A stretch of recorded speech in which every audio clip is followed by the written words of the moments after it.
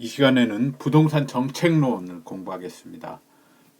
정책론의 내용은 정부 정책에 의해서 시장을 보완한다는 거, 그 의미를 보겠고, 두 번째, 토지 정책, 그 다음에 주택 정책, 부동산 조세 정책, 이런 순서로 보겠습니다. 자, 부동산 정책의 기능과 유형을 보겠습니다. 시장이 앞에서 그 부동산 시장론에서 첫머리에서 효율성을 가진다고 말씀을 드렸죠. 완전 경쟁 시장인 경우에 효율적으로 자원을 배분한다고 했는데, 완전 경쟁 시장이 설사 있다고 하더라도 사회 구성원들 중에는 그 배분이 효율적인 자원 배분의 결과가 형평에는 어긋난다 이렇게 느끼는 사람이 있을 수도 있어요. 또한 말씀드렸던 대로 현실의 시장은 완전 경쟁적이지 않아요. 불완전 경쟁이에요. 그래서 시장만으로는 자원의 효율성이 실제적으로는 달성되지가 않습니다. 그리고 또 그 공공재라는 게 존재해요. 그 현실 세계에는. 그리고 외부 효과라는 게 존재하기 때문에 이런 것으로 인해서 시장만으로는 효율적 자원 배분이 곤란합니다. 그래서 이제 정부가 우리가 시장을 보완하겠다라고 그런 명분으로 이제 시장에 개입하는 거죠. 그래서 형평성과 효율성을 달성하기 위해서 여러 가지 정책을 펴는데 이제 부동산 정책도 그 일환이 되는 거죠. 그래서 정부의 시장 개입은 이제 직접 개입과 간접 개입으로 분류할 수가 있습니다. 직접 개입이라고 하는 것은 시장에서 거래되는 재화나 용역을 정부가 소비하거나 공급하는 거예요. 마치 소비자나 공급자인 것처럼 실제로 재화나 용역을 소비하거나 공급해서 수요나 공급에 직접 영향을 주는 것. 예, 그것이 직접 개입이라고 하는 겁니다. 예를 들어서 정부 정책 중에 우리나라 그 공공토지 비축을 하는 게 있어요. 토지 비축법에 의해서. 예, 이런 것들은 토지를 사는 거니까 수요자로서 역할을 하는 거죠. 그리고 이제 간접적인 개입 제도가 있는데 그건 이제 조세를 부과한다거나 부동산을 사는 데 대해서 조세를 부과한다거나 또는 부동산을 파는 데 대해서 조세를 부과한다거나 또는 사는 데 있어서 저소득층에게 보조금을 지급한다거나 이런 거 세금을 부과하거나 오히려 돈을 더 줌을 통해서 수요나 공급에 간접적으로 영향을 주는 거. 예, 양도소득세율이 증가하고 하면은 잘 안 팔려고 하겠죠. 파는데 비용이 들어가니까 높은 가격으로 판다고 할지 그 동일한 가격에서는 참 수요가 좀 공급이 좀 줄어들겠죠. 공급 곡선 이동을 하겠죠. 이런 것 같이 이런 건 이제 간접 개입이라고 하는 겁니다. 예, 앞서서 이제 시장이 효율적으로 자원 배분하는 것도 실제적으로는 달성하지 못한다라고 말씀드렸는데 이걸 그 시장의 실패라고 부릅니다. 그런 걸 시장기구가 자원을 효율적으로 분배하지 못하는 현상이에요. 그 원인은 현실 시장은 불완전 경쟁 시장이다. 완전 경쟁이 일어나지 않는다. 그 다음에 두 번째, 비용 체감 산업이 존재해요. 그 공급 곡선이 우상향하기 위해서는 공급 곡선은 이게 한계 비용 곡선이라고 말씀드렸죠. 공급자의. 근데 어떤 그 산업의 경우는 비용이 생산할수록 더 이렇게 줄어드는 산업이 있어요. 예. 그럴 경우에는 공급 곡선이 이렇게 우상향을 하지 않으니까 여러 가지 그 수요 공급 법칙이 잘 들어맞지 않을 수가 있거든요. 수요 곡선은 차치하고 공급 법칙이 그래서 그런 경우에는 그 시장이 그 자원을 효율적으로 분배하지 못합니다. 완전 경쟁 시장이라고 하더라도 그 다음에 공공재 또는 이제 그 다음으로 외부 효과 이런 것들이 발생해요. 그럼 공공재라는 게 뭐냐? 그 다음에 이제 다음 화면에서 외부 효과가 뭔지를 설명드릴게요. 공공재라고 하는 것은 비경합성과 비배제성을 가지는 재화나 용역을 말해요. 이 공공재 이제 반대는 말은 일반적인 재화인데 일반적인 이제 사적재라고 하죠. 그래서 비경합성이라는 건 뭐냐면 그러니까 사적재는 경합성을 가지고 배제성을 가지는 거예요. 비경합성이라는 건 뭐냐? 한 사람이 특정 재화나 용역을 소비한다고 해도 다른 사람이 그 재화나 용역을 소비할 수 있다는 뜻이에요. 그리고 비배제성이라는 것은 이게 중요한데 재화나 용역에 대한 대가를 치르지 않은 소비자로부터 그 재화나 용역의 편익을 박탈할 효과적인 방법이 없어요. 대가를 치르지 않는 사람은 그 편익을 못 누리도록 해야 되는데 그 방법이 효과적인 방법이 없는 재화들.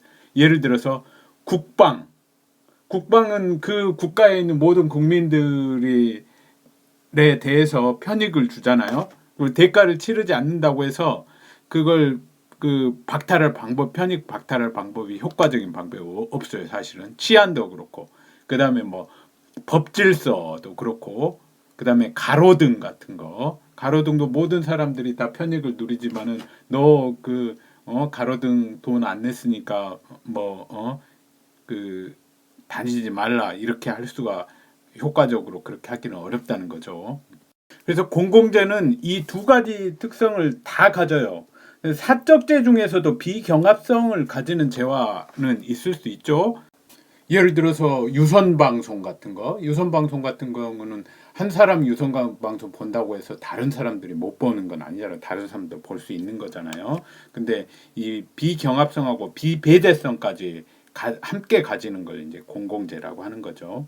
그래서 이런 특성으로 인해서 공공재에 대해서는 무임승차자가 발생해요. 돈 안 내고 이거 편익을 누리려고 하는 사람들, 자기 돈 안 내도 배제되지 않으니까. 따라서 시장기구를 통해서는 이게 충분한 양의 공공재를 공급할 수가 없게 됩니다. 그래서 이제 정부가, 특히 공공재 같은 것은 정부가 이 공급을 할 수밖에 없는 거죠. 자, 외부 효과라는 것은 어떤 재화나 서비스를 생산하거나 소비하는 과정에서 들어가는 비용이나 얻는 편익이 그 구매자나 판매자가 아닌 다른 제3자에게까지 파급되는 현상을 말합니다. 즉 시장에서 거래 당사자가 아닌 제3자에게 편익이나 비용이 발생하는 거예요. 그래서 외부 효과는 정의 외부 효과와 부의 외부 효과로 나옵니다. 정이란 것은 이 플러스를 말하는 거죠. 플러스, 부는 마이너스.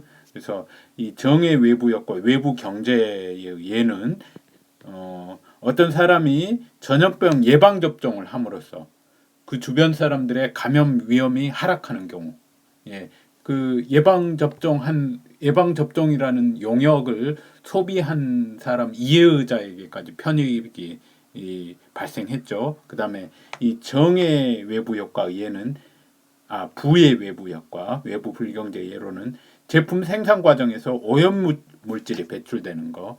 그러면은 이 당사자, 소비자 이외의 소비자나 공급자 이해자에게 이 불경제 비용이 발생하는 거죠. 오염이라는.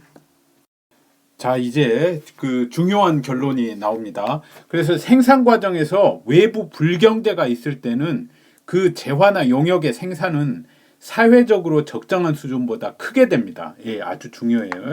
사회적으로 외부 불경제 시에 생산의 외부 불경제는 사회적으로 적정한 수준보다 크다. 왜 클까요? 예를 들어서 이게 그 현재 외부 불경제가 있을 때의 그 수요 곡선이고, 수요 곡선은 뭐 외부 불경제와 관계없이 공급에 있어서 외부 경제나 불경제와 관계없죠. 공급 곡선, 이게 이제 그 외부 불경제가 있을 때 공급 곡선인데, 사실은 이 정도의 이 Q1만큼을 공급하기 위해서는 이 비용이 더 들어가요. 가격이 더 높아야지 공급을 할 수 있거든요. 가격이 PI가 아니라 PJ 뭐 이런 게 돼야지만이 공급을 할 수가 있는 거예요. 사실은 사회적으로. 왜냐하면은 그 비용이 보이지 않는 비용이 발생을 하잖아요. 또 다시 말하면은 그 P1의 가격에서는 사실은 이것밖에 Q 뭐 마이너스 I라고 할까요? 이 정도밖에 공급을 할 수가 없는 거예요. 비용을 다 그 고려를 한다면은 사실은 이 그 오염 물질을 배출한다고 했는데 거기에 대해서 이제 오염 배출 저감 장치를 갖출할지 외부 불경제를 막기 위해서, 또는 오염 물질에 대해서 배출할 때마다 부담금을 지불할지, 이렇게 되면은 비용이 증가되잖아요. 그래서 PI 이 정도까지 가격에서는 이렇게 많이 생산을 못하고 QI까지 생산 못하고 더 적게밖에 생산을 할 수 없게 되거든요. 그래서 사회적으로 바람직한 외부 불경제가 있을 때는 실제로는 적정 수준의 공급 수준은 이 공급 곡선이 왼쪽으로 가요. 왼쪽으로. 이 외부 불경제가 있을 때 공급 곡선보다 왼쪽으로 가서 사회적으로 바람직한 균형 생산량은 더 적은 거예요. QI보다 적은 QO가 되는 거예요. 그리고 균형 가격은 더 높아지고, 아주 중요한 결론입니다. 자, 그러면 또 다른 예로 그러면은 아까는 그 생산 과정에서 외부 불경제를 봤죠. 외부 불경제. 그다음에 생산 과정에서 외부 경제도 있을 수 있죠. 생산 과정에서 외부 경제. 예로 벌꿀을 생산하는 할 경우에 벌들이 꿀을 수집하고 하는 과정에서 나무들의 그 수정이나 이런 것들을 돕죠. 그럼 나무를 재배하는 사람도 이익을 보죠. 그런 게 이제 생산 과정에서 외부 경제인데, 그런 경우에는 이제 반대로 공급이 사회 적정 수준보다 작게 되는 거죠. 자, 그다음에 이제 소비 과정에서의 외부 경제를 보겠습니다. 이럴 때는 결론을 먼저 말씀드리면 수요가 적정 수준보다 이제 작아집니다. 예를 들어 예방접종 소비를 예로 들면은 예방접종의 공급 곡선이 이렇게 돼 있고 우상향하고 실제의 수요 곡선이 이건데 사회적으로는 더 많이 하는 게 더 바람직해요. 근데 실제로 왜냐하면 다른 제3자에게까지 이렇게 편익을 주니까. 근데 이 수요자는 자신의 편익만을 고려하게 되니까 수요곡선은 이 사회적으로 적정한 수요곡선보다 더 왼쪽에 있게 되죠. 수요량이 더 작죠. 그래서 이럴 때의 그 사회적으로 적정한 균형점보다 더 적은 양에서 균형 QI에서 균형량이 결정이 되고 균형 가격도 사회적으로 적정할 때의 공급될 때의 가격보다 더 낮은 점에서 거래가 되는 거죠. 그다음에 그 소비에 외부 불경제가 있을 경우 그럴 때는 이제 수요가 반대로 적정 수준보다 커지게 되는 거죠. 그래서 이게 이제 실제 수요 곡선이고 이쪽이 사회적으로 적정한 수요 곡선이 되는 거겠죠. 자, 그리고 외부 효과와 관련해서는 코즈 정리라는 걸 알아두셔야 됩니다. 이 코즈라는 분이 그 이론을 세운 건데 이 이론은 뭐냐면은 외부 효과와 관련된 재산권이 명확하게 설정되고 거래 비용이 0이면은 외부 효과를 주고받는 당사자들의 거래를 통하여 외부 효과 문제가 해결되고 사회적으로 적정한 수준의 재화와 영역이 생산된다는 이론이에요. 그렇다면 결국 지금까지 말한 건 외부 효과 때문에 사회적으로 적정한 수준이 수준의 생산이 이루어지지 않는다고 앞서 말씀드렸는데 코즈라는 사람은 이런 그 앞에 말씀드린 것과 반대되는 얘기를 하죠. 반대되는 얘기를 하는데 그 전제 조건이 있어요.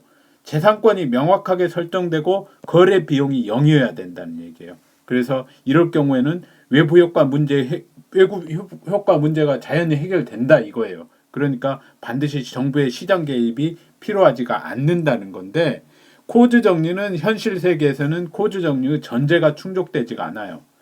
왜냐하면 외부 효과와 관련된 재산권이 명확하게 설정되기가 힘들고 또 거래 비용이 또 0이지도 않거든요.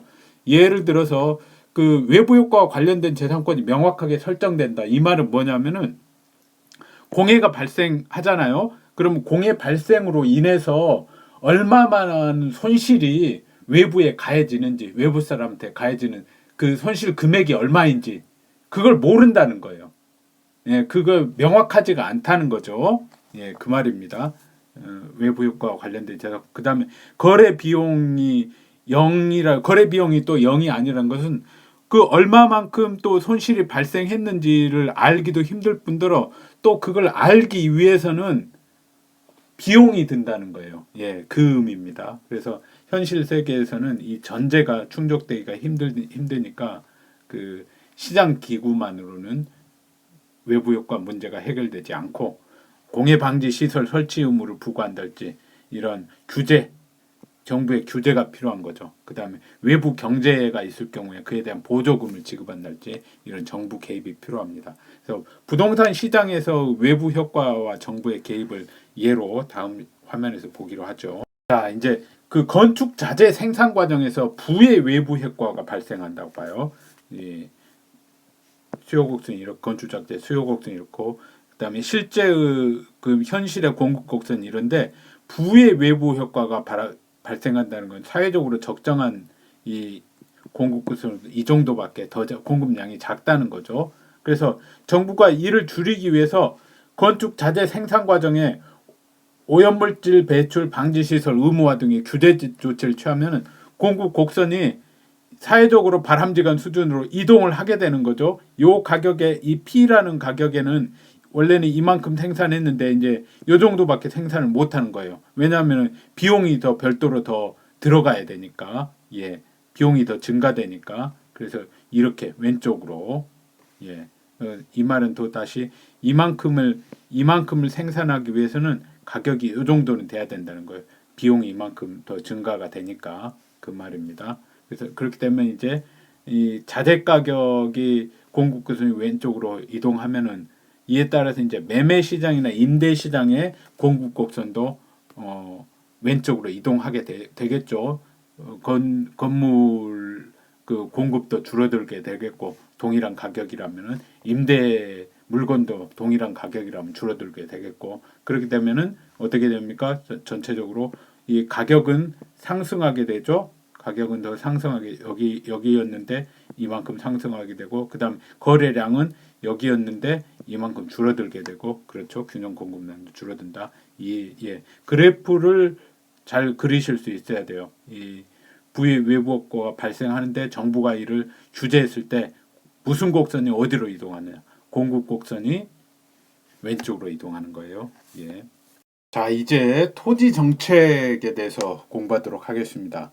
우리나라에서 이제 현재 시행되고 있는 뭐 토지 관련 정책들은 많은데 시험에 나오는 것들은 지금 먼저 설명드릴 지역 지구제, 그다음에 토지거래 허가제, 토지 비축제도 등입니다. 오늘 그 말씀드리는 것들만 알고 계시면 돼요. 그래서 지역 지구제라고 하는 것은 토지 이용에 수반되는 부의 외부 효과, 마이너스 외부 효과를 감소시키기 위하여 토지를 이렇게 뭐 지역이나 지구별로 나누는 거예요. 나누어서 어울리지 않는 토지 이용을 규제하는 거예요. 어떤 지역에서는 어떤 행동만 할 수 있고 어떤 또 다른 지역에서 또 어떤 뭐만 할 수 있고 이렇게 이런 것들을 지역 지구제도라고 하는데 국계법, 국토계획 및 이용에 관한 법률에 의한 도시군 관리 계획이라고 하는데 말이 좀 어렵죠. 보통 이제 그 도시군 관리 계획 그 단위는 시나 군을 단위로 계획이 작성이 됩니다. 뭐 경기도 같으면 이천시를 단위로, 수원시 같으면 수원시를 단위로, 연천군을 단위로. 근데 이제 특별시나 광역시는 이 특별시, 광역시 전체가 단위로 됩니다. 그래서 이런 걸 이제 도시군 관리 계획이라고 하는데 도시군 관리 계획에 의해서 이런 것들을 해요. 관리 계획 용도 지역이나 용도 구역, 용도 지구, 그다음에 이 개발 제한 구역, 도시 자연 공원 구역 뭐 이런 것들 구역들을 지정을 하고 어디서부터 어디까지가 뭐 용도 지역 중에 뭐 도시 지역에 해당된다. 어디부터 어디까지는 뭐 관리 지역에 해당된다. 이렇게 나누는 거예요. 그걸 도시군 관리 계획이라는 그런 행정 계획으로 작성을 하는 건데 그 단위가 이제 그 군 단위면은 군 관리 계획, 그다음에 이제 군 이상 단위면은 도시 관리 계획 이렇게 합니다. 그래서 그냥 저는 이제부터 도시 관리 계획이라고 그냥 총칭해서 약칭해서 부르겠습니다. 도시군 관리 계획이라고 길게 안 부르고.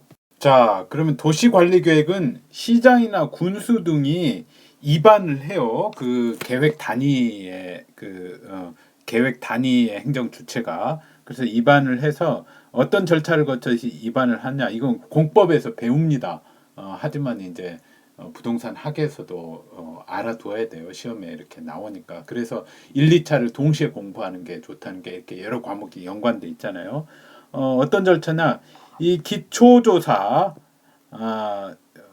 대강 내용만 알고 계시면 돼요. 이 정도 내용만 부동산 학에서는 환경성 검토, 토지 적성 평가, 주민과 지방의회의 의견 청취 등의 절차를 거쳐서 이 그 단위의 행정 주체가 이제 입안을 하고 결정은 시도지사가 해요. 시도지사. 시장 같으면은 여기서 시도지사의 시는 그 광역시나 특별시 시장을 말하는 거고, 그다음에 뭐 이천시나 이런 작은 시는 도지사가 경기도지사가 합니다. 연천군도 결정은 그 경기도지사가 하고, 그다음에 그 인구 50만 이상의 시는 광역시가 아니더라도 그 시장이 직접 해요. 이걸 대도시라고 하는데 대도시 시장이 결정을 합니다. 시장이 입안을 해가지고. 자, 그리고 이 용도 지역은 이 장에서 서술을 한 바가 있죠. 그래 토지의 분류에서 서술을 한 바가 있고 그렇게 분류가 되고, 용도 지역별로 건축물이나 그 밖의 시설의 용도, 종류, 규모, 건폐율, 용적률 등이 제한되고, 이것도 말씀드렸고요.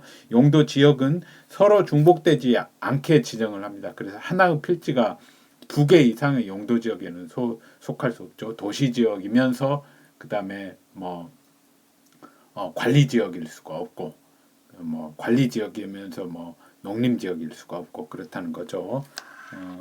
그다음에 용도 지구라는 것은 용도 지역의 제한을 강화하거나 이 완화하는 지구예요. 뭐 건폐율이나 용적률 뭐 이런 것들을 더 강화하거나 더 완화하는 지구인데, 국계법은 그 아래의 10개 지구 및 그 밖에 대통령령으로 정하는 지구를 지정할 수 있다고 규정을 합니다. 그래서 필요에 따라서 그리고 하나의 필지를 2개 이상의 용도구역으로도 지정할 수 있어요. 용도 지역은 2개 이상으로 못 지정하는데 용도 구역은 그렇습니다. 자, 용도 구역 그럼 내용들을 한번 보기로 하겠습니다. 용도 지구의 그 명칭과 내용. 용도 지구는 이 아래 표에 있는 것들이 용도 지구고, 용도 구역은 이제 개발 제한 구역, 수산 자원 보호 구역이라고 하는 것들, 그런 것들이 그죠. 용도 구역도 마찬가지로 하나의 필지를 2개 이상의 용도 구역으로 지정할 수 있습니다. 용도 지구와 마찬가지로. 근데 이제 지구 구역이 저도 헷갈렸네요. 자, 용도 지구는 이렇게 표가 잘렸습니다만, 일단 뭐 경관지구, 미관지구, 고도지구, 방화지구, 방제지구 이런 것들이에요. 경관지구는 경관을 보호 형성하기 위한 지구, 미관지구는 뭐 미관을 유지하기 위한 지구, 고도지구는 건축물 높이의 최저한도 또는 최고한도를 규제하는 지구고, 방화지구는 화재의 위험을 예방하기 위한 지구, 방제지구는 풍수의 화재 이외의 재해죠. 산사태, 지반 붕괴 그 밖의 재해 예방을 위한 지구. 다음 화면에서 다른 지구를 보겠습니다. 자, 그리고 보존 시설은 문화재나 이런 것들을 보존하기 위한 거고, 시설 보호 지구는 학교 시설이나 공용 시설 이런 것들, 그다음에 항만 또는 공항 이런 것들을 보호하기 위한 지구고, 보존하고 시설 보호하고 다르죠. 취락지구는 녹지지역, 관리지역, 농림지역, 자연환경 보전지역, 개발 제한 구역 또는 도시 자연공원 구역의 취락을 정비하기 위한 지구. 개발진흥지구는 이런 지구, 주거, 상업, 공업 기능 등 이런 것들을 개발 정비하기 위한 지구. 특정용도 제한지구, 주거기능 보호나 청소년 보호 등의 목적으로 청소년 유해시설 등의 특정 시설의 입지를 제한하는 지구, 이런 것들을 말합니다. 어떤 지구의 내용이 무엇인가, 뭐 이런 것 정도는 알고 계셔야 돼요.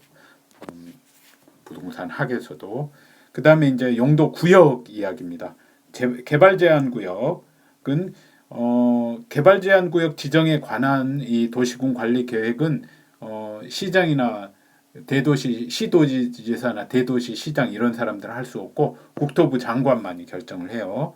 그래서 개발 제한 구역은 뭐 도시의 무질서 확산 방지하고 또 국방부 장관의 보안상 요청이 있는 경우에 지정됩니다. 그다음에 도시자연공원구역도 이제 역시 도시관리계획으로 결정이 되는데 이건 이제 관할 시도지사나 대도시시장이 지정을 합니다.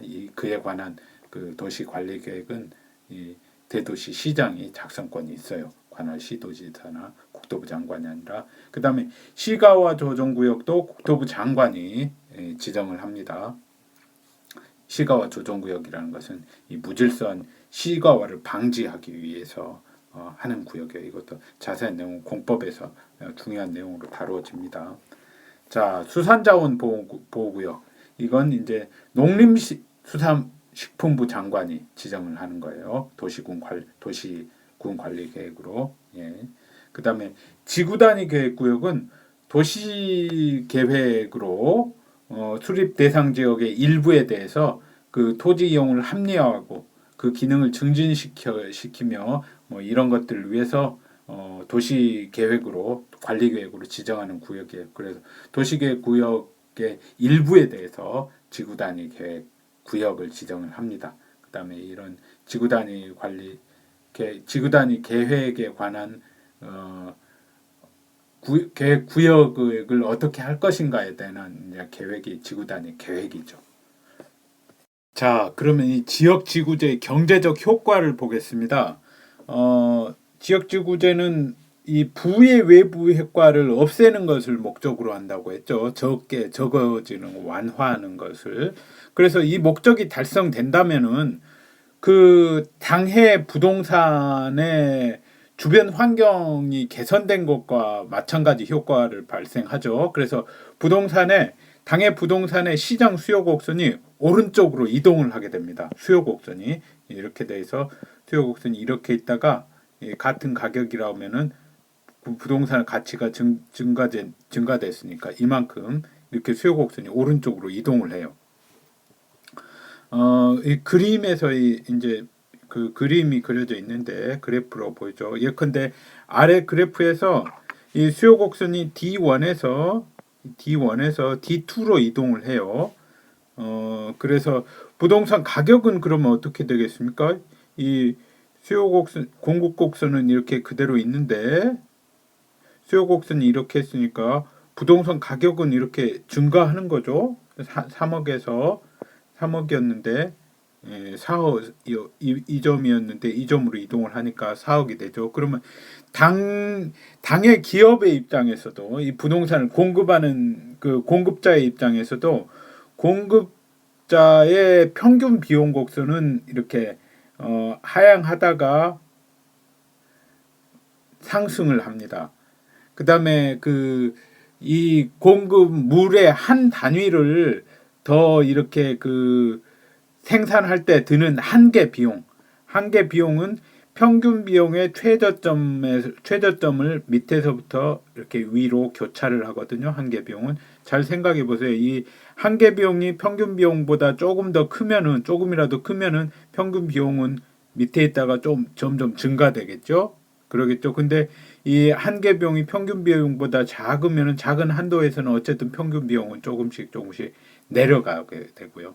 그래서 이렇게 교차하는데 기업은 이 한계 비용하고 그다음에 한계 수입하고 일치하는 점까지 생산을 하거든요.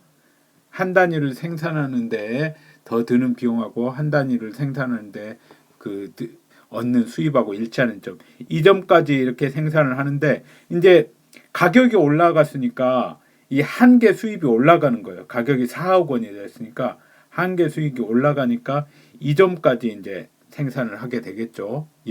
이 생산을 좀 증가시키게 될 텐데 그렇게 되면은 초과 이윤이 발생하니까 1억 원이라는 초과 이윤이 발생하니까 이 산업으로 다른 공급자들이 새로 생겨나요. 그러면은 그 말은 곧 가격이 동일할 때 공급량이 증가된다는 거거든요. 그럼 공급 곡선이 또 오른쪽으로 이동해요. 공급자들이 언제까지 계속 오느냐? 요 가격이 3억 원이 될 때까지 이만큼 점점 늘어나다가 이만큼 가격이 결국은 3억 원이 돼서 그 산업에 이 한 개 수입하고 한 개 수입이 한 개 비용하고 일치될 때까지 그때 그렇게 되면 이제 그 초과 이윤이라는 게 발생하지 않잖아요. 그러면 더 이상 들어오지 않는 겁니다. 그렇다는 말입니다. 자, 그래서 이런 이제 원래 의도된 대로 그 부의 외부 효과를 이렇게 없애주면은 이런 효과가 발생을 하는데, 만약에 이제 지구제는 꼭 그런 효과만 발생시키는 게 아니라 또 특정한 지역에 대해서 독점적 지위랄까요? 어떤 지역은 개발을 좀 많이 할 수 있는 그런 지역으로, 뭐 도시 지역으로 하고, 또 어떤 지역은 뭐 자연환경 보전 지역으로 한다면은 이 도시 지역은 일종의 독점적 효과, 이쪽에 많이 개발할 수 있고 땅값이 많이 상승하고 그러잖아요. 근데 이쪽은 상대적으로 그렇지 못하고, 그래서 이 어떤 지역은 독점적 지위를 부여하고 다른 지역의 지가는 하락시킬 수가 있어요. 예를 들어서 멀쩡하던 토지가 개발 제한 구역으로 지정돼 버릴 때 더 이상 개발 못 한달지, 그러면 하락되겠죠. 그래서 이 경직적으로 시행하다가는 토지의 원활한 공급을 저해할 수도 있겠죠. 특정 토지의 용도를 딱 묶어놔 버렸으니까 다른 용도로 빨리 전환을, 시장은 다른 용도가 부족한데 그걸 안 풀어주면은 그 원활한 공급이 저해될 수도 있겠죠.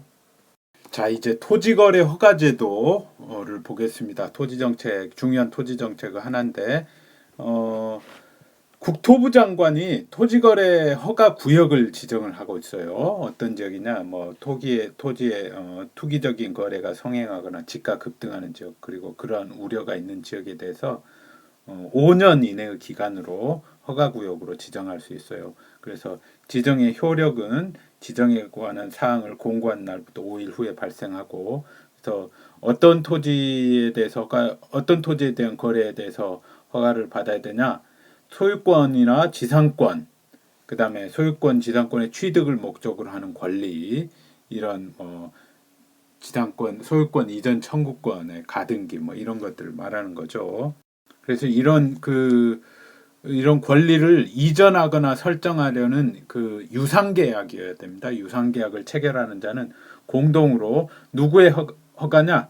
시장이나 군수, 구청장, 구가 있는 곳에는 구청장을 허가를 받아야 되는 거고, 구가 없는 시에서는 시장, 또 군 지역에서는 군수라는 거죠. 허가를 받아야 되는 거고, 그 다음에 허가 신청서를 제출해야 되죠. 그래서 그 계약의 내용과 그다음에 토지의 이용 계획, 취득자금 조달 계획 등을 기재해야 되고, 허가 신청서는. 그다음에 어떤 경우에 그럼 불허가도 될 수 있죠. 불허가 사유는 뭐냐? 토지 이용 목적이 이 다음에 해당하지 않으면 불허가가 돼요. 어떤 목적이어야 되냐? 허가 받으려면 자기의 거주용 주택 용지, 자기가 거주할 주택 용지여야 되고, 뭐 지역 주민을 위한 복지 시설 또는 편익 시설 설치해야 되고, 그다음에 허가구역 거주 농업인이나 임업인, 어업인 등이 그 허가구역에서 농업, 축산업, 임업 또는 어업을 경영하기 위한 것이어야 되고, 그 외에도 이제 이 화면에 나와 있는 이런 목적에 해당되지 않으면은 불허가가 됩니다. 이런 목적에 해당이 돼야지 허가를 받을 수 있어요. 여기 나와 있는. 그다음에 그 이용 목적이 또 이 다음에 해당하면은 또 불허가 돼요. 어떤 경우냐? 도시군 계획이나 그 밖의 토지 이용 관리에 관한 계획이 맞지 않거나, 생태계 보존과 주민의 건전한 생활환경 보호에 중대한 위해 우려가 있으면은 불허가가 돼요. 그래서 요 일 사유에 해당하더라도 요 이 사유에 해당돼 버리면은 불허가가 된다, 그 말입니다. 그다음에 3또 사유가 있어요. 불허가 사유로 세 번째, 그 면적이 토지의 이용 목적으로 모아 적합하지 아니한 경우에도 불허가가 됩니다. 자, 그리고 이 허가와 관련해서 선매 협의 또는 선매자 지정이라는 제도가 있습니다.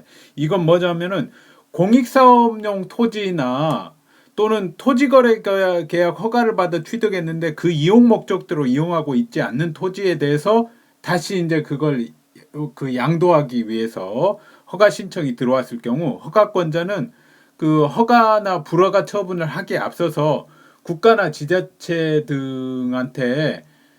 등을 선매자로 지정해 가지고 이 국가나 지자체가 이 토지 소유자하고 신청자하고 협의를 한번 하고 먼저 그 지금 매수인하고 말고 이 국가나 지자체한테 팔 것인지를 한번 서로 협의를 하게 하는 제도입니다. 그래서 이제 협의니까 바로 국가가 살 수 있는 게 아니고 그 가격이나 이런 것들을 서로 교섭해 봐가지고 가격이 맞으면은 국가가 사는 거고 그런 게 맞지 않으면은 이제 그 협의가 불성립되는 거죠. 선매 협의가.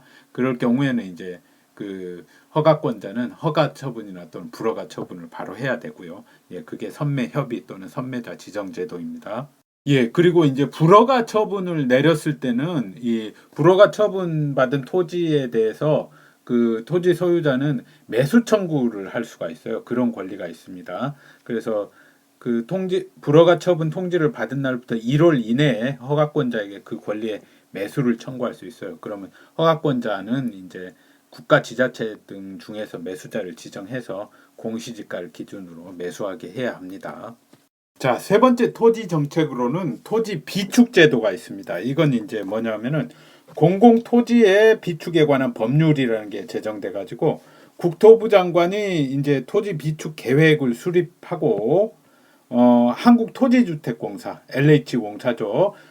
토지주택공사의 토지은행 개정, 그러니까 우리나라는 그 토지 비축 제도도 시행하고 있고 또 토지은행 개정, 토지은행 제도도 있는 거예요. 토지은행 개정이 설치돼 있으니까 LH공사에 있긴 하지만 내에 개정이긴 하지만 그래서 이런 걸 설치해서 공익사업에 필요한 토지 또는 토지시장 수급 조절을 위한 토지까지 이런 토지 등을 수용하거나 매입 등의 방법으로 취득했다가 필요한 경우에 이제 매각하거나 임대 등의 방법으로 공급하는 제도예요. 예, 이런 개요를 정확히 알고 계시면 되고 이제 뭐 세부적인 사항, 토지 비축 계획의 수립, 그다음에 공공토지 비축 심의위원회, 뭐 이런 토지 비축 위원회, 국토부 장관이 위원장이다, 뭐 이런 거, 그다음에 비축 사업 계획이라는 걸 또 LH 공사가 수립해야 된다. 뭐 이런 걸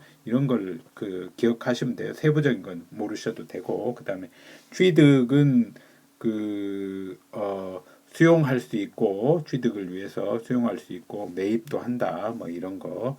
그다음에 관리 LH 공사가 이제 취득하고 매입한 걸 관리를 해야 되겠죠. 그래서 뭐 지적법에서 배울 공세법에서 배울 토지의 이동은 뭘 움직인다는 게 아니라 달을 이자를 써요. 달을 이자. 그래서 지번, 지목, 경계 등 토지의 표시가 새로 정해지는 것 또는 정하거나 변경 또 말소하는 걸 토지의 이동이라고 하는 겁니다. 그래서 토지의 이동 신청이나 이런 걸 한다라는 거예요. 관리에서는. 그다음에 공급도 해야 되겠죠. 그리고 이제 공급받은 자는 토지를 그 지정 용도대로 사용해야 되고 그다음에 그 전매하거나 전대해서는 안 되고요. 그다음에 이를 위반한 계약은 효력을 발생하지 않습니다. 이 경우 그 LH공사는 해당 토지를 환매할 수가 있어요. 이를 위반하면은 다시 LH공사가 사버린다는 거죠. 자, 그다음에 이제 개발이익 환수 제도를 보겠습니다. 개발이익 환수 제도라는 것은 국토부 장관이 개발 사업 시행 등으로 인한 토지가액 증가분 중 정상 지가 상승분을 초과한 금액, 이걸 이제 개발 이익이라고 하죠. 그 금액의 25% 또는 20%를 개발 사업 시행자나 또는 토지 소유자에게 개발 부담금으로 부과 징수하는 제도입니다. 예, 그 정도 알아두시면 됩니다. 자, 이제 주택 정책 보겠습니다. 부동산에는 이제 주택 이외에도 다른 건물들도 있습니다만은 정책론에서는 이제 주택 정책이 제일 중시되고 시험에도 주택 정책이 나옵니다. 우리나라 현재 시행되고 있는 주요 주택 정책으로는 분양가 상한제 현재까지도 유효합니다. 효력을 가지고 있어요. 그리고 임대료 보조, 공적 부분의 주택 공급 등이 있습니다. 살펴보기로 하겠습니다. 분양가 상한제부터. 분양가 상한제라고 하는 것은 주택 건설 사업 주체가 공급하는 공동주택 등 공동주택이어야 돼요. 공동주택은 도시형 생활주택 등을 제외하고는 주택법에서 정하는 기준에 따라 산정되는 분양가격 이하로 공급해야 한다. 예, 이게 이제 분양가 상한제의 의미예요. 그래서 이는 가격 통제 정책에 속하는 거죠. 시장 가격보다 낮은 가격으로 국가에서 규제를 하는 거니까.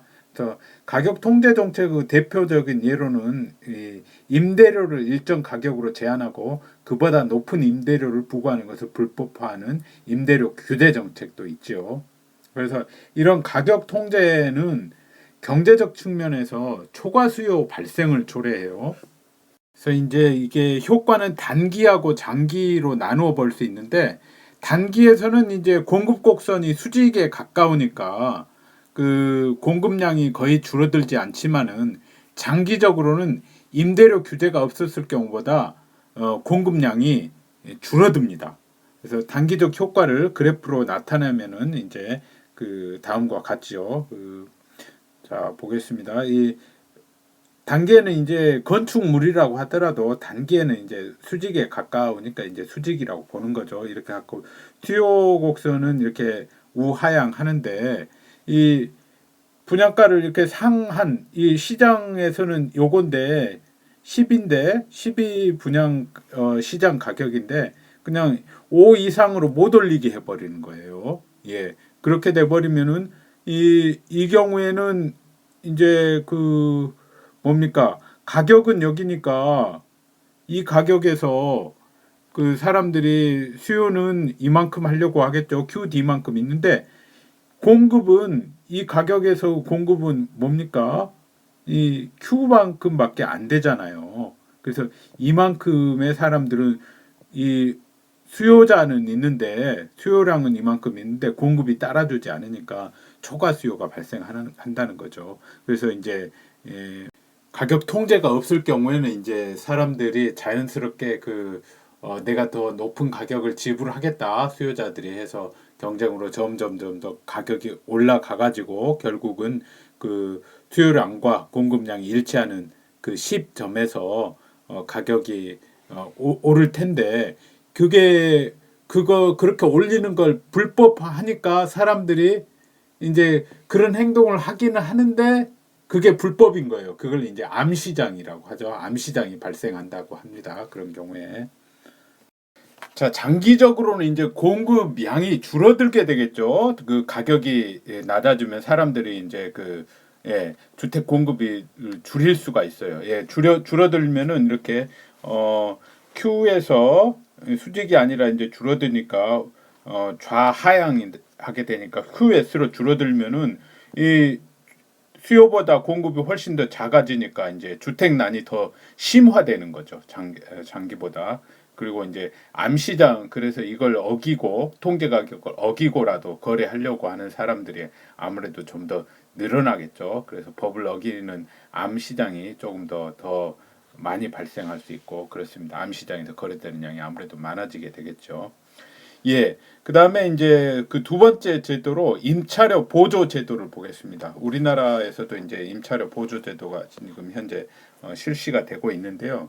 뭐 주택법이나 국민기초생활보장법 이런 것에 근거 규정이 있어요. 근데 이 임차료 보조 제도의 원래 전형적인 예는 사람들에게 임차료 지급에만 사용할 수 있는 바우처라는 뭐 일종의 상품권이죠. 용역을 구입할 수 있는 임대료라는 용역을 그걸 지급해 주는 건데, 우리나라는 이제 그 현금을 지급해요. 그래서 일부 사람들은 그걸 꼭 임대료에만 안 쓰고 다른 용도로 쓸 수 있죠. 그러면은 이 다음에서 설명할 그 임대료 그 보조의 경제적 효과는 아무래도 좀 줄어들죠. 다른 데다 쓰니까 임대료에만 지급하는 게 아니라. 어쨌든 그래서 이 임대료 보조의 경제적 효과는 우선 가장 큰 효과는 임대주택 수요가 증가한다는 거예요. 임대료가 보조되면은 임대료가 이제 다른 그 재화나 용역보다 상대적으로 값이 싸지는 대체 효과가 발생하고, 그 다음에 소득 증가로 인한 실질적 소득이 증가하는 거죠. 소득 효과도 발생하기 때문이죠. 그래서 수요 곡선이 그 임대주택에 대한 수요 곡선이 이렇게 D1으로 오른쪽으로 이동하게 되는 거죠. 오른쪽으로 이동하고, 그다음에 이제 공급 곡선도 이렇게 이제 공급 곡선도 수직 단기 공급 곡선은 수직일 수도 있지만 또 수직이 아닐 수도 있죠. 수직이라면은 이제 공급량은 안 늘어나는데 수요 그 가격만 올라가고, 수직이 아니라면 이제 공급량도 이제 그 증가가 되겠죠. 근데 이제 이게 초과 이윤이 발생하니까 P에서 P1만큼은 그 초과 이윤이 생기니까는 그 이 새로운 공급자들이 새로 그 발생하기 시작합니다. 그래서 공급 곡선 자체가 오른쪽으로 이동하게 돼요. 그래서 그 거래량이 단기에 비해서 더 늘어나게 되고, 그 다음에 가격은 결국은 가격이 그 초과 이윤이 없는 P점까지 내려올 만큼 계속 공급량이 늘어나게 되는 거예요. 공급 곡선이 오른쪽으로 계속 이동. 그래서 이 균형점이 P 균형 가격이 P가 될 때까지 늘어나게 되는 겁니다. 예, 주택 정책 세 번째로는 이제 공적 주체가 주택을 직접 시장에 개입해서 직접 공급하는 제도입니다. 그래서 읽어 보면은 주택 공급 제도는 국가나 지자체, LH공사, 지방공사 등이 직접 주택을 분양하는 건 이제 매도한다는 거죠. 소유자가 되는 거죠. 분양받은 사람. 그다음에 임대주택을 수요자에게 공급하는 제도 임차인이 되는 거죠. 이 경우에는 그 공급받는 사람이. 이를 위해서 보금자리 주택 건설 등에 관한 특별법이 이제 공공주택 건설 등에 관한 특별법으로 이름이 바뀌었죠. 예. 공공주택 교재에는 이름이 바뀌게 나와 있습니다. 공공주택 건설 등에 관한 특별법, 특별법으로 바뀌었습니다. 그다음에 임대주택법 등이 제정돼 있죠. 그래서 이 공공주택법에서는 그 공공주택 사업을 규율하는 법인데요. 공공주택 사업이라고 하는 것은 공공주택지구 조성 사업, 그다음에 공공주택 건설 사업, 그다음에 공공주택 매입 사업을 통틀어서 하는 말입니다. 그래서 이제 이 중에서 공공주택 건설 사업의 경우에는 그 민간도 이런 공적 주체하고 공동 사업 시행자가 될 수가 있습니다.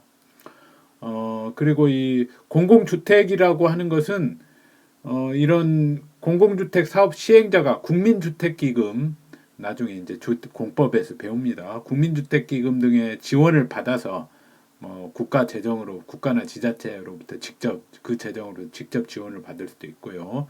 지원을 받아서 공급하는 임대주택이나 그다음에 분양주택을 말하는 거예요. 그다음에 분양주택은 근데 이제 국민주택 규모 이하여야 됩니다. 몇 평 이하에, 몇 제곱미터 이하여야 되는 거죠. 국민주택 규모가 뭔지도 공법에서 배웁니다. 그리고 이제 그 임대주택은 뭐 세 가지 유형으로 나눌 수 있는데, 건설 임대주택, 그다음에 매입 임대주택, 장기 전세주택 이런 건데, 건설 임대주택은 이제 임대 목적으로 실질적으로 이제 건설한 주택을 말하는 거고, 매입 임대주택은 임대 사업자가 매매 등으로 소유권을 취득해서 임대하는 주택을 말하는 거고요. 그다음에 장기 전세 주택은 공적 주체가 이 장기적으로 전세 형식으로 공급하는 주택을 말합니다. 교재에 정확한 의미는 나와 있으니까요. 한번 읽어보시기 바랍니다. 이 주택 공급 제도에서도 역시 중요한 것은 경제적 효과입니다. 다음 화면에서 보죠. 자, 주택 공급 제도의 경제적 효과는 아래 그래프와 같습니다. 이 수요 곡선이 이동을 하게 왼쪽으로 수요가 줄어들게 되거든요. 주택을 낮은 저가로 공적 부분에서 공급을 하니까 그 양만큼, 예를 들어서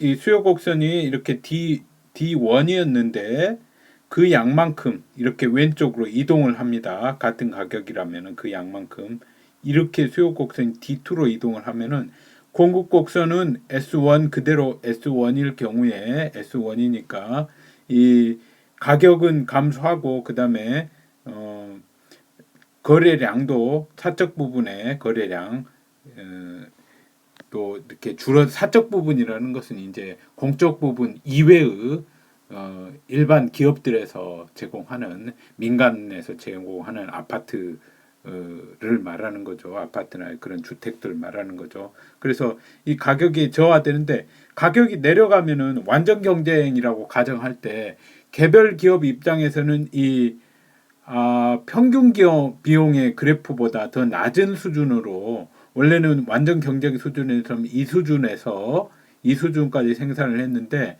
요 가격이 내려간다는 걸 의미하는 거 아닙니까? 자기들의 이 비용 곡선은 이렇게 되는데 그러니까 견딜 수가 없어서 대부분의 기업들이 이제 점차 빠져나가기 시작해요. 그러면은 공급 곡선이 이렇게 점차적으로 이쪽으로 이동하거든요.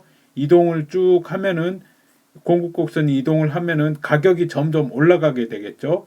예, 공급이 줄어드니까. 그래서 가격이 다시 P1 수준으로 회복할 때까지, 요 수준이 될 때까지 줄어듭니다. 공급이. 그래서 결국은 이만큼 이 공적 부분에서 그 제공하는 것만큼 거래량은 그 사적 부분의 거래량은 줄어들게 돼요. 여기서 이만큼 줄어드는 거죠. 그리고 가격은 이 원래 가격을 회복하니까 공적 부분에서 가격보다는 높은 가격, 그래서 이중 가격이 형성되죠. 같은 물건에 대해서 공적 부분은 낮은 거, 그 다음에 사적 부분은 높은 가격으로, 예, 그런 결과가 나옵니다. 자, 그리고 재건축 초과이익 환수제도라는 게 주택정책으로 시행이 되고 있습니다. 그 재건축 초과이익이라고 하는 것은 도시 및 주거환경 정비법에 의한 재건축 사업으로 인하여 정상 주택가격 상승분을 초과하여 당해 재건축 조합 또는 조합원에 귀속되는 주택가액의 증가분 중 일부를 재건축 부담금이라는 이름으로 부과 징수하는 것입니다. 예, 그런 개념만 알아두시면 됩니다. 자, 이제 대표적인 간접적 개입 수단인 조세정책, 부동산 조세정책 보겠습니다.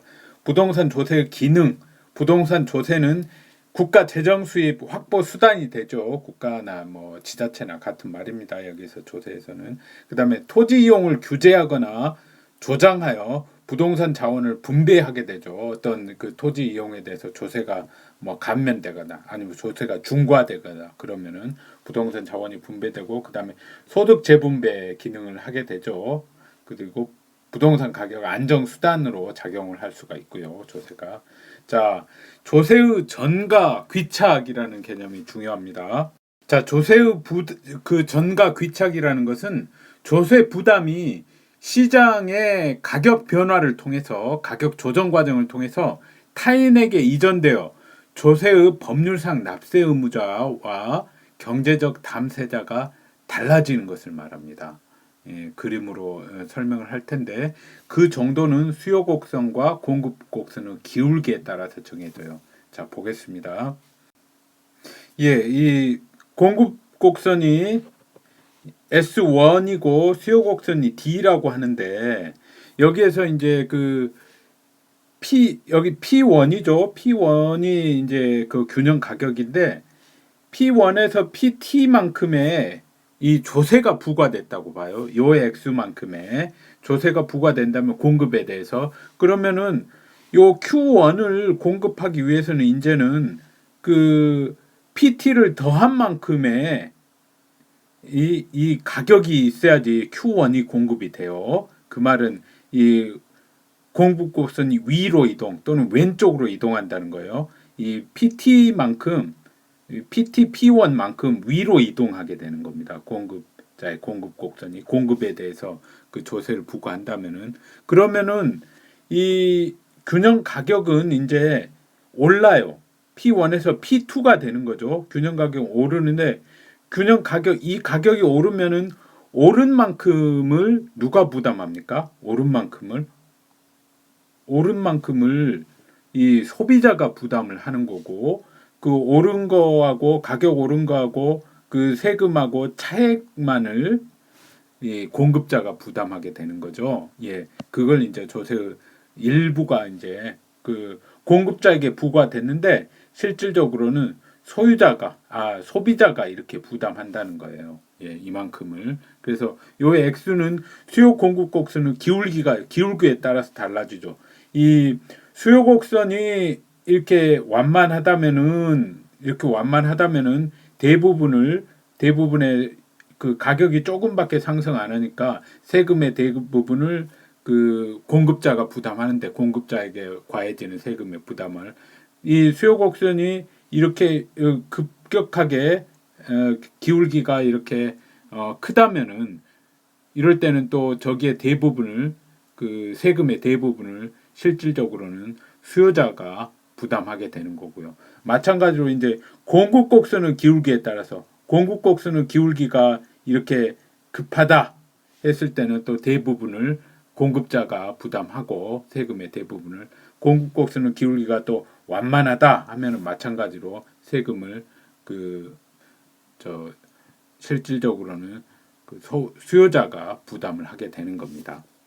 그래서 이제 그 공급자에게 세금이 부과된다는 의미는 그 부동산 임대의 경우에는 재산세를 부과하면은 임대하고 있는 거에 대해서, 임대하고 있는 그 재산의 소유자에게 재산세가 부과되는 거니까 결국 이 공급자에게 세금이 부과된다는 의미고, 그리고 그 양도 과정에서의 공급자에게 세금을 부과되는 경우, 그건 이제 그 양도소득세를 말하는 거죠. 그래서 양도소득세와 관련해서 이 조세 부과가 동결 효과를 갖는다라는 말이 있어요. 그 동결 효과라는 것은 양도소득세가 있으면 부동산 보유자를 하여금 거래를 안 하려고 하는, 거래를 나중에 뒤로 미루게 하려는 그런 동결 효과를 초래해야 한다는 의미는, 이렇게 그 말은 공급이 감소된다는 의미죠. 결국 이 공급곡선이 왼쪽으로 이동을 해가지고 공급이 감소된다, 이런 의미입니다. 우리나라 소득세법에 의하면 이제 자산 보유 기간이 길수록 양도소득세를 공제액을 크게 하고 있거든요. 그러면은 이거 더 이제 동결 효과가 더 강화될 여지가 있는 겁니다. 이런 것들은. 자, 조세는 이렇게 이 전가 귀착될 뿐만 아니라 또 경제적으로 이 경제적 효율을 저해하게 됩니다. 예, 무슨 말이냐면 그래프로 보시죠. 원래 이렇게 수요 곡선이 이렇게 있고, 그 다음에 조세 부과로 공급 곡선이 여기에서 이렇게 상향 이동을 하게 되죠. 그러면 균형 거래량도 Q에서 Q1이 되고, 가격은 P에서 이제 P1이 되는 거죠. P1이 되는데, 이렇게 되면은 사회적으로 이제 거래되는 양은 이 P1 가격에 이렇게 Q1까지 이만큼 거래되죠. 그러면 이 Q에서 Q1까지 여기는 거래가 안 되는데, 그러면 원래 이 삼각형 부분, 요 삼각형 부분만큼의 사회적 손실이 발생한다는 겁니다. 이게 무슨 말이냐면은, 원래는 이 점 C점에 있을 때는 이 소비자 잉여하고 생산자 잉여가, 소비자 잉여라는 것은 수요 곡선하고 이 가격하고 차이, 이 삼각형 부분, 요 삼각형 부분을 소비자 잉여라고 해요. 그 다음에 생산자 잉여는 이제 경제적 지대하고 같은 말인데, 이 자신의 한계 비용하고 가격하고 차이, 이쪽 삼각형 부분, 반쪽 삼각형 부분, 이게 이제 생산자 잉여있는데, 조세가 부과되면은 이 Q1에서 그 다음에 이 조세, 이 T를 조세라고 하죠. T만큼의 조세, 텍스만큼의 요 T 곱하기 Q1만큼은 이 삼각형 부분은 조세가 가져가는 거예요. 정부가 가져가는 거예요. 그리고 소비자 잉여는 이 가격이 여기니까, 수요 곡선이 여기니까 요만큼 줄어들게 되죠. 소비자 잉여가 원래 이만큼인데, 요 정도 부분은 조세하고, 그 다음에 요거 완전히 순손실이고, 이 삼각형 부분은 이렇게 떨어져 나가는 거고, 그 다음에 생산자 잉여도 역시 생산자 잉여는 이 부분이에요. 요 부분, 요 삼각형 부분, 요 부분은 그 과거의 이 중간 부분은 조세가 가져가는 거고, 요 부분하고 여기 이 생산 공급 곡선하고 이 차이, 요 부분은 뿐이니까 결국 이 부분은 조세도 못 가져가고, 그다음에 생산자들도 가져가지 못하니까 이러한 그 손실이 사회적인 손실이 발생한다는 겁니다. 그래서 자원 배분의 효율성이 달성되지 못하고 왜곡이 현상이 일어난다는 거죠. 자, 그리고 이 토지와 조세의 관계에 대해서는 헨리 조지의 이 이론, 토지 단일세 이론이라고 하는데 이걸 알아두셔야 됩니다. 이 미국 분인데 19세기 그 헨리 조지는 토지의 공급 곡선이 수직이라고 봤어요. 예, 수직이라고 봐가지고 토지 소유에 대해서 조세를 부과하더라도 공급 곡선이 이렇게 수직이니까 공급 곡선이 움직일 여지가 없는 거예요. 상향 이동의 여지가 없는 거죠. 예, 그래서 경제적 효율이 저해되지 않아요. 이 균형 거래량이 어떻게 조세를 부과한다고 하더라도 움직일 수가 없죠. 줄어들지가 않죠. 그래서 경제적 효율이 저해되지 않고 또 수요자들에 대한 전가 현상도 일어날 수가 없죠. 공급 곡선이 움직이지를 못하니까. 예. 예, 그래서 조세를 부과하더라도 사회 경제적으로는 아무런 문제가 없다. 그리고 이 지대를 부당한 소득, 근거 없는 소득이라고 봐가지고 지대는 100% 다 국가에서 환수해야 된다라고 했어요. 그래서 그렇게만 되면은 다른 세금 걷지 않아도 된다. 뭐 부가가치세나 뭐 다른 뭐 소득세나 이런 걸 걷지 않아도 된다라고 했어요. 그래서 이걸 토지 단일세라고 하는 겁니다. 근데 이제 헨리 조지의 이론의 가장 큰 맹점이라고 할 수 있는 건 지대라는 것이 다 반드시 이렇게 뭐 부당한 소득이라도 볼 수 없는 거. 그다음에 토지의 공급 곡선이 단기적으로는 이렇게 뭐 수직이라고 볼 수 있지만 장기적으로는 마찬가지로 이렇게 우상향하는 거죠. 용도 전환이나 이런 것들을 통해서. 예, 이상으로 정책록 강의 마치겠습니다.